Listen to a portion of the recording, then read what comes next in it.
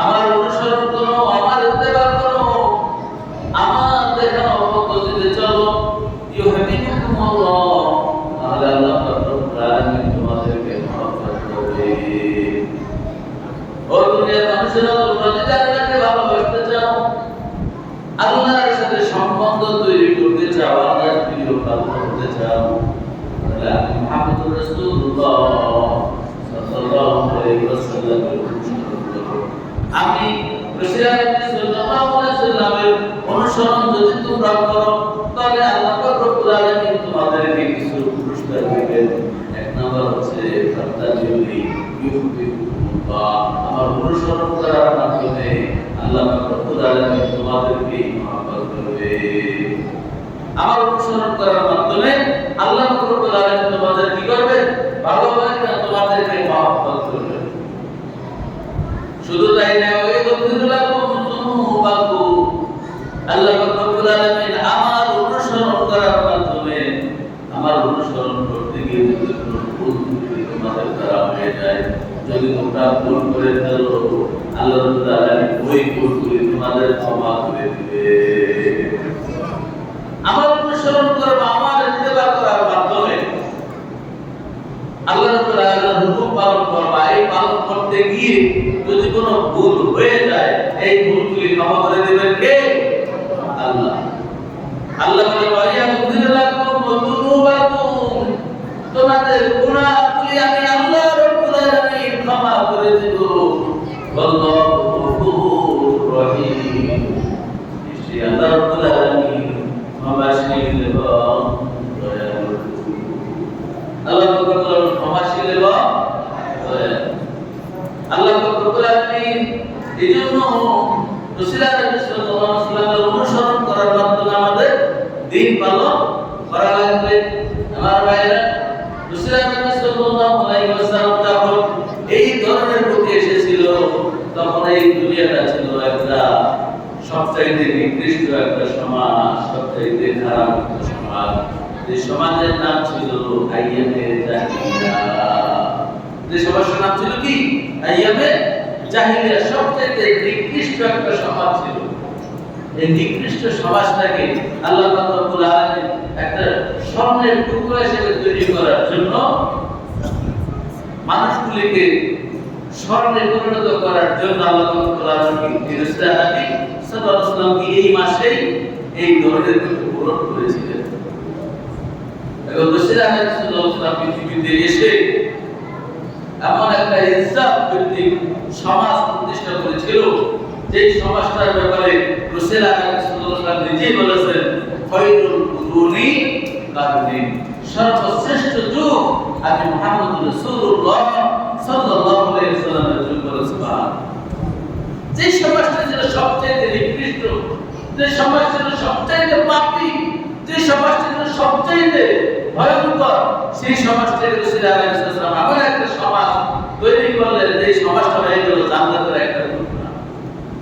রাসূলুল্লাহ সাল্লাল্লাহু আলাইহি ওয়াসাল্লাম নিজেই ঘোষণা করেছেন, খায়রুল কুরুনি কারনি, সর্বশ্রেষ্ঠ যুগ, সর্বোত্তম যুগ আমি মুহাম্মদুর রাসূলুল্লাহ সাল্লাল্লাহু আলাইহি ওয়াসাল্লামের যুগ। সুবহানাল্লাহ। এমন সমাজ তৈরি করলেন, যে সমাজে একটা পুরুষ একটা নারীর দিকে অসৎভাবে তাকাবে, এই সাহস তার ভিতরে তৈরি হয়। একটা কণা করি পড়ে রয়েছে রাস্তায়, কেউ হাত দিয়ে ধরবে, এই দুঃসাহস দেওয়া হয় না। অথচ রাসূলুল্লাহ সাল্লাল্লাহু আলাইহি ওয়াসাল্লাম এই ধরনের একটা আশার পরে মানুষের জান মাল ইজ্জতের কিছুই নিরাপত্তা ছিল না। জান মাল ইজ্জতের নিরাপত্তা ছিল না। একটা নারী একা রাস্তা দিয়ে হাঁটবে, এটা কল্পনাও করা যাইত না। কিন্তু রাসূলুল্লাহ সাল্লাল্লাহু আলাইহি ওয়াসাল্লাম এমন একটা সমাজ তৈরি করলেন, যে সমাজে গভীর রজনীতে যদি কোনো একটা মা বা একটা বোন রাস্তা দিয়ে হেঁটে যাইতো, তাকে কুকুরতা বলবে এই দুঃসাহস তার তৈরি হয় না, কারণ করে জাগতই না। শুধু তাই না, এখনো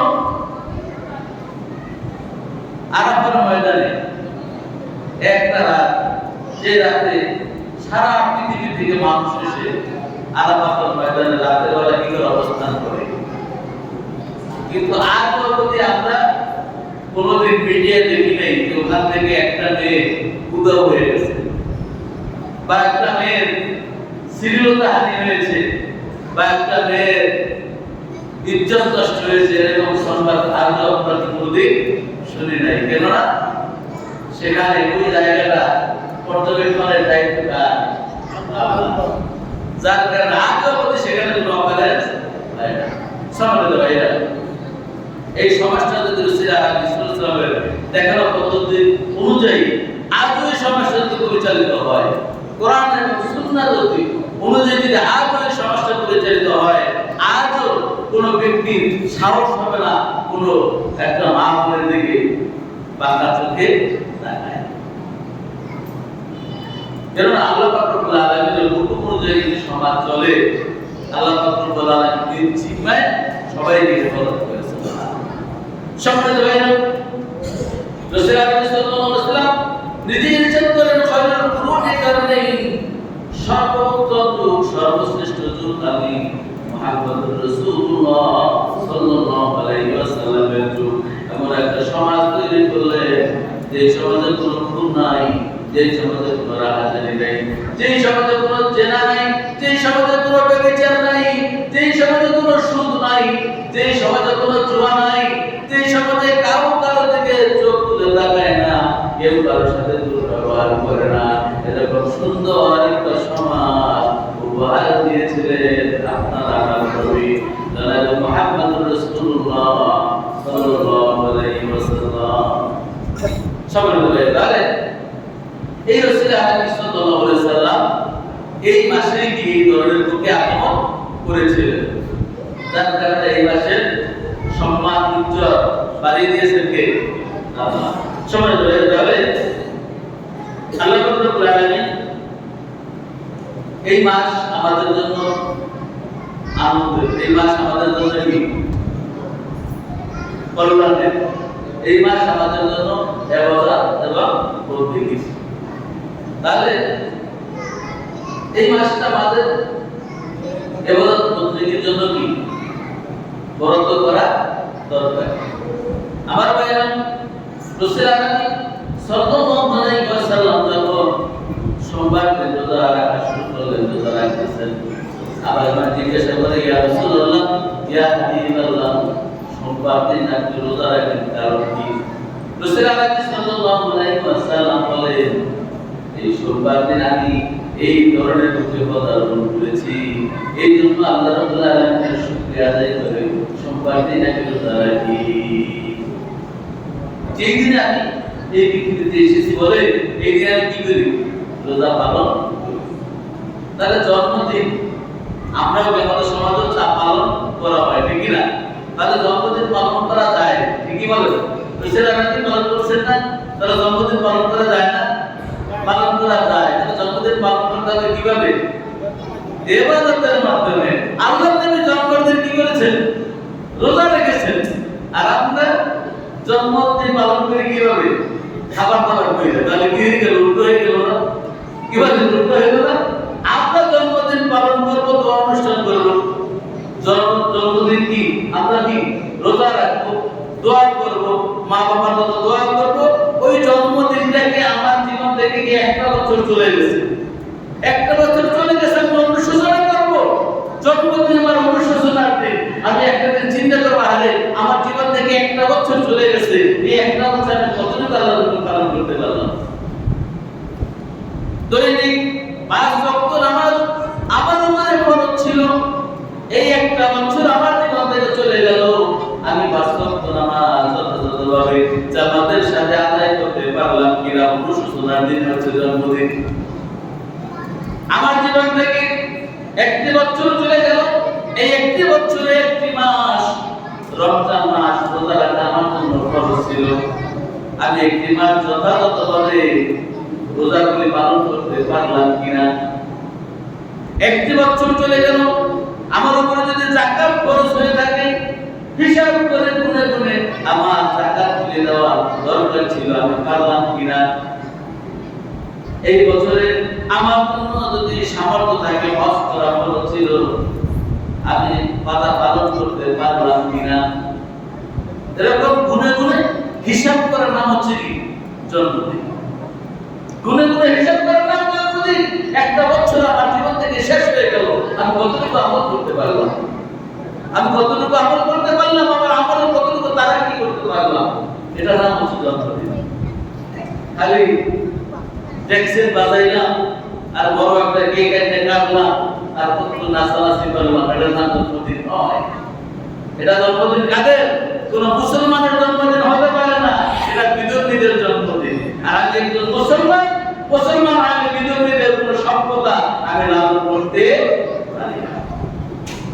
আমার নবীজি জন্মদিন পালন করেছেন, রোজা রেখেছেন। আমরা জন্মদিন পালন করতে পারি, আমরা ওই দিন রোজা রাখবো। আমার একটা জীবন থেকে একটা বছর চলে গেল, একটা বছরের জন্য আমার অনুশোচনা করবো, আরে আমার একটা বছর আমি কতটুকু আমল করতে পারলাম। যদি আমি আমল করতে পারি আলহামদুলিল্লাহ, আল্লাহর শুকরিয়া আদায় করবো, দোয়া মোনাজাত করবো। আর যদি আমি ভালোভাবে কাটাইতে না পারি একটা বছর, আল্লাহর কাছে তওবা করবো, আয় আল্লাহ আমার জীবন থেকে এক বছর আমার চলে গেল, আয় আল্লাহ আমার জীবন থেকে একটা বছরে এই কয়টা রোজা চলে গেল, এতটুকু আমল তো আমার জীবন থেকে ছুটে গেল, আয় আল্লাহ বাকি জীবন যেন আমি সুন্দরভাবে পাঁচ ওয়াক্ত নামাজ জামাতের সাথে আদায় করতে পারি, রমজানের রোজাগুলো যেন আদায় করতে পারি, মাহে রমজানের রোজা আদায় করব। পাশাপাশি আমার উপরে যদি যাকাত ওয়াজিব হয়, যাকাত ফরজ হয়, যাকাত করে হিসাব করে গুনে গুনে আমি যাকাত দিয়ে দেব। তো বাতিলের যতগুলো বিধান আমার উপরে কর্তব্য রয়েছে, প্রত্যেকটা বিধান আমি যথাযথভাবে আদায় করব। এই ভূমিকা করা, এটা নাম কি? জন্মদিন। তাহলে এভাবে আমাদের কি করা দরকার আছে না নাই? তাহলে জন্মদিন পালন করা যাবে, কিন্তু যথাযথভাবে পালন করা দরকার, কিন্তু বিজাতীয় সভ্যতা অনুযায়ী পালন করা যাবে না। সম্মানিত ভাইরা, তাহলে রাসূলুল্লাহ সাল্লাল্লাহু আলাইহি ওয়াসাল্লাম যখন মক্কা থেকে মদিনায় আসলেন, মদিনায় এসে দেখলেন মদিনার লোকেরা আনন্দ করতেছে, মদিনার লোকেরা আনন্দ উল্লাস করতেছে। রাসূলুল্লাহ সাল্লাল্লাহু আলাইহি ওয়াসাল্লাম তাদেরকে জিজ্ঞেস করলেন যে হে মদিনাবাসীরা, তোমরা আনন্দ উল্লাস করতেছো কেন? বলে ইয়া রাসূলুল্লাহ, ইয়া হাবিবাল্লাহ, বলেছিলেন যুগে তারা এই দুইটা দিন আনন্দ উল্লাস করত, যার কারণে আমরাও কি এই দুইটা দিনে আনন্দ উল্লাস করি। রাসূলুল্লাহ সাল্লাল্লাহু আলাইহি ওয়াসাল্লাম বলেন, হুয়া খায়রুম মিনহা, আমি যদি এর থেকে তোমাদের জন্য দুইটা দিন দেই, উত্তম দুইটা দিন দেই, তাহলে সেটা কেমন হয়? সাল্লাল্লাহু আলাইহি ওয়াসাল্লাম, তাহলে ভালো হবে। আল্লাহ বলেন, ওয়া খায়রুম মিনহা ঈদুল ফিতর ওয়া ঈদুল আযহা, ওই দিনের যে উত্তম দুইটা দিন হচ্ছে, একটা ঈদুল ফিতর আর একটা হচ্ছে ঈদুল আযহা। তোমরা এই দুইটা দিন এক মাস রোজা সিয়াম সাধনা করার পরে শাওয়াল মাসের প্রথম দিন তোমরা ঈদ উদযাপন করবা, আর একটা জিলহজ মাসের 10 তারিখে তোমরা ঈদ উদযাপন করবা। এই দুইটা দিন হচ্ছে এই তোমরা যে আনন্দ করো এর চাইতে এই দুইটা দিন কি করবা? তোমরা আনন্দ উল্লাস করো। এই আনন্দ উল্লাস বিজাতীয় সভ্যতা অনুযায়ী নয়, আমাদের কৃষ্টি কালচার আছে, আমাদের কৃষ্টি কালচার অনুযায়ী আমরা আনন্দ উল্লাস করব। তাহলে ঈদুল ফিতর এবং ঈদুল আযহা দুটো হচ্ছে আমাদের উত্তম ঈদ। এটা পালন করেছেন কে? আল্লাহ নবী পালন করেছেন, আমাদেরকে শিখিয়েছেন, এগুলি আমরা আদায় করব ইনশাআল্লাহ। তাহলে আমাদের রাসূলুল্লাহ সাল্লাল্লাহু আলাইহি ওয়াসাল্লাম এই পৃথিবীতে এসেছেন কোন তারিখে? এই তারিখ নিয়ে কি মতভেদ রয়েছে। কোন কোন ঐতিহাসিক বলেছেন রাসূলুল্লাহ সাল্লাল্লাহু আলাইহি ওয়াসাল্লাম রবিউল আউয়াল মাসের 2 তারিখে পৃথিবীতে এসেছেন, এবং তিনি দলিল হিসেবে পেশ করেছেন রাসূলুল্লাহ সাল্লাল্লাহু আলাইহি ওয়াসাল্লাম এই পৃথিবীর বুকে আগমন করার 50 দিন আগে, কতদিন আগে? 50 দিন আগে আব্রাহা কি করেছেন? কাবা শরীফ আক্রমণ করেছিল। এটা ইতিহাস স্বীকৃত। এবং তিনি বলেন ওই দিনটা ছিল 10ই মুহররম। 10ই মুহররম হলে মাঝখানে সফর, এবারে রবিউল আউয়ালের 2 তারিখ, অর্থাৎ ওদের হইল 10 মুহররম, এরপর বাকি থাকে কয়দিন? 29 মাসে 29 দিন আর 19 দিন, আর পরে হইল 1 মাস, কত হইল? 49 দিন, আর 1 তারিখ হইল গিয়া আরেক দিন, 50 দিন। দ্বিতীয় দিন অর্থাৎ সূর্য ডোবার সাথে সাথে তো আরবি হিসাব অনুযায়ী আরেক দিন শুরু হয়। যেমন আজকের দিন খ্রিস্টানদের হিসাব অনুযায়ী বা আমাদের হিসাব করে রাত 12টা থেকে হিসাব করি, ঠিক না? রাত 12টা থেকে দিন ধরি, কিন্তু ইসলামের হিসাব হলো সূর্য ডোবার সাথে সাথে কি পরের দিন শুরু হয়ে যায়। সূর্য ডোবার সাথে সাথে কি পরের দিন শুরু হয়ে যায়। যেমন আমরা কি তারাবির নামাজ পড়ি না? তারাবির নামাজ পড়ি যেদিন রোজা রাখি ওই দিন না আগের রাতে করি না? তাহলে আগের রাত শুরু হওয়ার সাথে সাথে কি দিন শুরু। তাহলে এই হিসাব অনুযায়ী ওই ঐতিহাসিক বলছেন কি 2 তারিখে রাসূল আলাইহিস জন্ম। আবার কোন ঐতিহাসিক বলছেন যে আমরা আক্রমণ করেছিল মুহররম মাসে 13 দিন থাকতে, সে অনুপাতে তাদের হিসাব হচ্ছে ওদিকে 13 দিন, পরের মাস 30 দিন, 13 আর 30 কত? 43, 43 আর 7 50, অষ্টম দিন অর্থাৎ 8 তারিখে হচ্ছে খ্রিস্টানদের জন্মদিন। আর অনেক ঐতিহাসিক বলছেন যে 12 তারিখ রাসূল আলাইহিসসালামের জন্মদিন। তাহলে এগুলি বিভিন্ন ঐতিহাসিকরা বিভিন্ন মতভেদ করেছেন। তবে আমরা 12 তারিখে আমরা রাসূল আলাইহিসসালামের জন্ম দিন হিসেবে আমরা কি গ্রহণ করি। আর রাসূল আলাইহিসসালাম দিন হিসেবে সোমবার, এখানে কোনো মতভেদ নাই। সকল ঐক্যমত্য অভিমত হচ্ছে সোমবার দিন রাসূল আলাইহিসসালাম কি করেছেন, এই ধরনের মধ্যে এসেছে। তাহলে আমরা এক কথায় বলতে চাই রাসূল সাল্লাল্লাহু আলাইহি ওয়াসাল্লাম রবিউল আউয়াল মাসের 2 থেকে 12 তারিখের ভিতরে এই ধরনের মধ্যে পদার্পণ করেছেন এবং সোমবার তিনি কি এই ধরনের মধ্যে পদার্পণ। আর সোমবার হিসাব করে আমরা প্রতি সোমবার কি রাসূল আলাইহিসসালামের জন্মদিন উপলক্ষে আমরা কি রোজা পালন করতে পারি যদি আমাদের সামর্থ্য থাকে। ঠিক আছে, এটা আমরা পালন করতে পারি। তবে রাসূল সাল্লাল্লাহু আলাইহি ওয়াসাল্লাম যেই পৃথিবীতে এসেছেন, যেদিন এসেছেন তিনি এই পৃথিবীতে এসেই কি ইনসাফের জন্য কাজ করেছেন। রাসূল সাল্লাল্লাহু এই জন্মদিনকে উপলক্ষ করে আমাদের কি ইনসাফ, নিজের শারীরিক আর মনের ভিতরে ইনসাফ, সমাজে ইনসাফ, রাষ্ট্রে ইনসাফ, পৃথিবীতে ইনসাফ, এই মানসিকতা নিয়েই প্রত্যেক আমাদের এই দিনকে পালন করা উচিত। রাসূল সাল্লাল্লাহু যখন দুধের শিশু অর্থাৎ হালিমা সাদিয়া রাদিয়াল্লাহু তাআলা আনহুর ঘরে যখন গেলেন, তখন দেখি কি তিনি ইনসাফের কাজ করেছেন, ইনসাফের মূর্তি ছিলেন। রাসূল সাল্লাল্লাহু আলাইহি ওয়াসাল্লাম প্রতিদিন সর্বক্ষণ সব সময় হযরত হালিমা সাদিয়া রাদিয়াল্লাহু তাআলা দুধের দুধ কি করতেন, পান করতেন। কখনো ভুল ক্রমেও বাম পাশের দুধ তিনি কখনো স্পর্শ করেন না।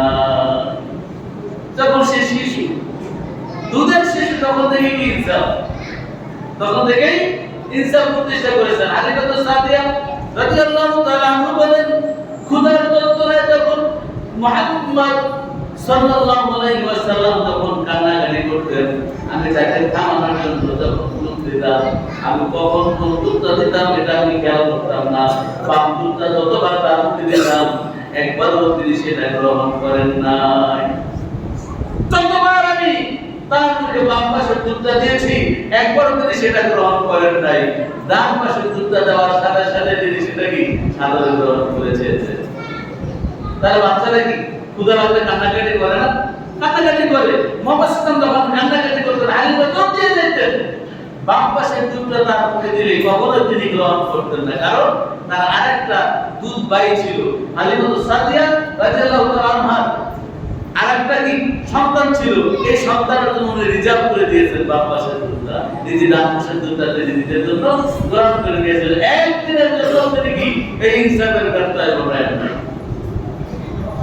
এই ইনসাফ কি আমাদের ভিতরে আছে? আছে আমাদের ভিতরে? ইনসাফ নাই। আইএমএ জাহিলিয়াতের সময় যেরকম মাইক ইজ রাইট, জোরদার মুলুকদার, এই যে ব্যবস্থা ছিল, সেই ব্যবস্থা আমাদের ভিতরে এখন শয়তান ওয়াসওয়াসা দিয়ে ঢুকিয়ে দিয়েছে। ক্ষমতাদার, সমাজদার, এই যে আইএমএ জাহিলিয়াতের যুগে যে মন্ত্র ছিল, সেই মন্ত্র শয়তান আমাদের মাথায় ঢুকিয়ে দিয়েছে। এখন সবই আমার আমার আমার আমার অহংকার, সব আমার। কেমনে আমি সব কিছু দখল করবো, কেমনে কিভাবে আরেকজনের সম্পদ আমি হরণ করবো, কেমনে আমি ভালো থাকবো, কেমনে আমি বড় লোক পাবো, এই চিন্তা মাথায় কি করে সারাক্ষণ ঘুরপাক আছে। নিজের ভিতরে ইনসাফ কায়েম করতে পারি না, সমাজের ভিতরে ইনসাফ কায়েম করতে পারি না। সমাজের ভাইরা, আমাদের এটাই প্রতিপাদ্য বিষয় হওয়া দরকার। এই মাসের 1 নম্বর প্রতিপাদ্য বিষয় আমাদের হওয়া দরকার।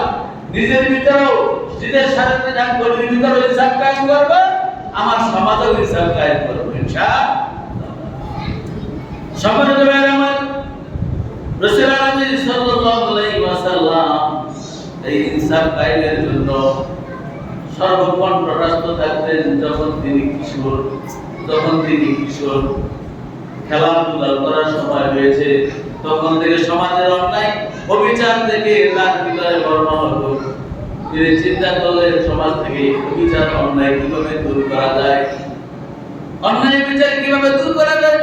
ফিকির করতে করতে রাসূল আলাইহি সাল্লাল্লাহু আলাইহি ওয়াসাল্লাম ছোট ছোট কিশোরদেরকে ঐক্যবদ্ধ করা শুরু করলেন। তাদেরকে রাসূল আলাইহি সাল্লাল্লাহু আলাইহি ওয়াসাল্লাম একটা সমিতি গঠন করলেন, যার নাম হচ্ছে হিলফুল ফুজুল। সমাজ থেকে অন্যায় অবিচার দূর করার জন্য কি করলেন? লোকদেরকে একত্রিত করলেন, ছোট ছোট কিশোরদেরকে একত্রিত করলেন, নাম দিলেন হিলফুল ফুজুল। এই হিলফুল ফুজুল সংস্থা তৈরি করে তার মাধ্যমে অন্যায় অবিচার দূর করার জন্য ফিকির করলেন। এভাবে তিনি 1 নয় 2 নয়, রাসূল আলাইহি সাল্লাল্লাহু আলাইহি ওয়াসাল্লামের জীবনের 40টা বছর পার করে দিলেন। কতটা বছর? 40টা বছর পার করে দিলেন। এরপরও সমাজ থেকে অন্যায় অবিচার দূর করা সম্ভব হয় না, ইনসাফ প্রতিষ্ঠা করা সম্ভব হচ্ছে না। রাসূল আলাইহি সাল্লাল্লাহু আলাইহি ওয়াসাল্লাম এবার আল্লাহ রাব্বুল আলামিনের সামনেতে সব কিছু ত্যাগ করে, স্ত্রী, পরিবার, পরিজন সব কিছু ছেড়ে একবারে আল্লাহর সামনে নিরাপত্তার গুহায় অবস্থান করলেন। 1 নয় 2 নয়, দীর্ঘ 40 দিন সেখানে অবস্থান করলেন। আয় আল্লাহ, সমাজের মানুষ অন্যায় অবিচারে নিমগ্ন, স্রষ্টাকে বাদ দিয়ে মূর্তি পূজার দ্বারা নিমগ্ন, অন্যায় অবিচার রাহাজানিতে নিমগ্ন। এই কথাগুলি আল্লাহ তাআলার কাছে পেশ করতে লাগলেন। আল্লাহ রাব্বুল আলামিন এবার তাকে হেদায়েতের বাণী আল কোরআন নাযিল করে দিলেন। আল্লাহ রাব্বুল আলামিন আয়াত নাযিল করে দিলেন, ইকরা বিসমি রাব্বিকাল্লাযী খলাক খলাকাল ইনসানা মিন আলাক। আল্লাহ রাব্বুল আলামিন ইকরা, আপনি পড়ুন, বিসমি রাব্বিকাল্লাযী খলাক, সেই রবের নামে যিনি আপনাকে সৃষ্টি করেছেন। তাহলে জ্ঞান শিখতে হবে কোনটা?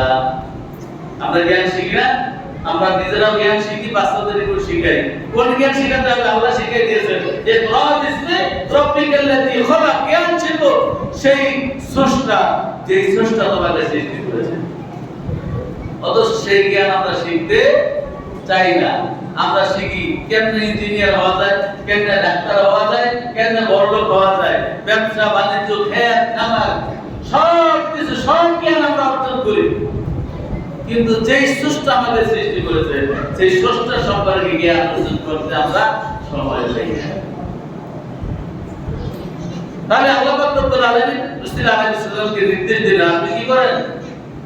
শিখেন, পড়েন যে এই স্রষ্টা আপনাকে সৃষ্টি করেছে। খলাকাল ইনসানা মিন আলাক, যে আল্লাহ আপনাকে 1 ফোঁটা নাপাক পানি দিয়ে কি করেছেন? সৃষ্টি করেছেন। সেই রব সম্পর্কে জানেন, সেই রব সম্পর্কে গবেষণা করেন, সেই রব সম্পর্কে কি আপনি জ্ঞান অর্জন করেন। একথা বলেন যখন সূরা আল-আনবিয়ার প্রথম 5টি আয়াত আল্লাহ পাক রব্বুল আলামিন নাযিল করে দিলেন, রাসূল আলাইহি সাল্লাল্লাহু আলাইহি ওয়াসাল্লাম বাড়িতে চলে গেল, ভয় পেয়ে গেল। হঠাৎ করে নির্জন কোনো জায়গায় যদি অবস্থান করে, হঠাৎ করে যদি কোনো বাড়ি কোনো কথা শুনতে পায় তাহলে কি চোখ ওঠে না, ভয় পেয়ে যায়। দেখো ছোট ছোট বাচ্চারা ভয়ের ভিতরে আছে, আপনি সবাই যার কাজ করতেছে, হঠাৎ করে একটু জোরে কথা বললে কি আপনি আছেন ভয় জানতেছে, তারপরও কথাটা একটু আওয়াজটা একটু বেড়ে গেলে ভয় পেয়ে যায়। আল্লাহর সান্নিধ্যে চলে গেলেন, হঠাৎ যখন জিবরিল আসলেন, আসার পরে আয়াতটি নাযিল করলেন, ভয় পেয়ে গেলেন। ভয় পেয়ে চলে গেলেন কোথায়? তার নিজের বাড়িতে। বাড়িতে গিয়ে স্ত্রীকে বলছেন, জাম্মিলুনি জাম্মিলুনি, হে আমার স্ত্রী, আমাকে কম্বল দিয়ে আচ্ছন্ন করে দাও, আমি ভয় পেয়ে গেছি, আমার উপরে নাকি কোনো জিন আশ্রয় করেছে, আমি ভয় পেয়ে গেছি, আমি জীবন নাশের কি আশঙ্কা করছি। তো তার স্ত্রী বলছেন, তাকে কম্বল দিয়ে ঢেকে দিয়েছে। ঢেকে দেওয়ার পর কি কিসের আপনি ভয় পেয়েছেন? বলছে, আমার কাছে একটা লোক আসছে, তাকে কখন আমি দেখি না, চিনি না, জানি না, সে এসে আমাকে কি বলছে করো, আমি বলছি আমি করলাম আনা বিকরি, আমি করতে জানি না, আমার বলছে করো, আমি বলছি আনা বিকরি, আমি করতে জানি না, আমার বলছে করো, আমি বলছি দ্বিতীয়বার বলছি আনা বিকারি, আমি করতে জানি না, এবার সে আমাকে ধরে নিয়ে বুকের সাথে আলিঙ্গন করলেন এবং সে যা কিছু বললেন আমিও সাথে সাথে সব কিছু বলে দিলাম, আমি তো ভয় পেয়ে গেছি। তখন তার স্ত্রী খাদিজাতুল কুবরা রাদিয়াল্লাহু আনহা বলছে, না, আপনার ভয় করার কোনো কারণ নেই, কেননা আপনি সব সময় ইনসাফ কায়েমের জন্য চেষ্টা করেন, এতিম মানুষের সেবা করেন, বিধবা মানুষের সেবা করেন, আপনি সব সময় অসহায় মানুষের পাশে দাঁড়ান, আপনার উপরে কোনো অন্যায় হতে পারে না, বিচার হতে পারে না। তার কম্বল দিয়া কম্বল গায়ে দিয়ে শোয়াই দিলেন। রাসূল আলাইহিস সালাম কম্বল গায়ে দিয়ে একটু শুইলেন। এমন সময় আল্লাহ তাআলা আবার জিবরিলকে পাঠিয়ে দিলেন। আল্লাহ বলেন, ইয়া আইয়ুহাল মুযাম্মিল কুমিল লাইলা ইল্লা কালিলা। এবং অন্য ভাবে আল্লাহ তাআলা বলেন, ইয়া আইয়ুহাল মুদ্দাসসির কুম ফানজির রাব্বাকা ফাকাব্বির। আল্লাহ বলেন, ও কম্বল আবৃতকারী, উঠুন, সতর্ক করুন, আপনার রবের শ্রেষ্ঠত্বের ঘোষণা দেন। আপনাকে শুয়ে থাকার জন্য পাঠানো হয় না, উঠুন, মানুষকে সতর্ক করুন, মানুষের ভিতরে ইনসাফ প্রতিষ্ঠা করুন, আপনার রবের শ্রেষ্ঠত্বের বর্ণনা করুন। রাসূল আলাইহিস সালামকে কি শুয়ে থাকতে দেওয়া হয় নাই? রাসূল আলাইহিস সালাম উঠে দাঁড়ালেন, মানুষকে সতর্ক করলেন, সময় অধিক হয়ে গেছে। আল্লাহ পাক রব্বুল আলামিন আমরা যতটুকু আলোচনা করেছি